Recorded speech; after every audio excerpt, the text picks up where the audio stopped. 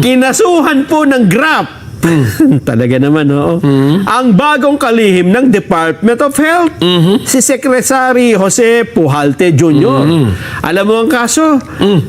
Pagpapatigil ng procurement ng mga gamot at iba pang kagamitan laban sa tuberculosis sa taong ito.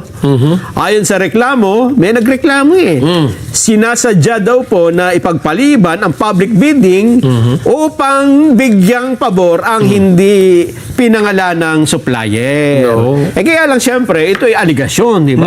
Madali naman Bakit hindi pinatigil para bigyang daan? hihintayin yung ano. Hindi, ulitin natin, para bigyang daan, yung binigyang pabor Oo. doon sa bidding. Ibig Bakit sabihin, yung bang nandun na sa daan hindi na bigyan ng pabor? Walang daan Hindi, meron na yun Talaga hinarangan yung daan para siya lang yung makahawak ng pabor. ayan nga. Baka ganun. Yun ang reklamo. Pero siyempre, hindi naman basta reklamo. Dapat may ebidensya ka. Yes. Diba? Yun ang importante. Kaya lang naisip ko lang na parang minamalas nga yung sekretary. Mula nung maumpog niya. Masiko niya yata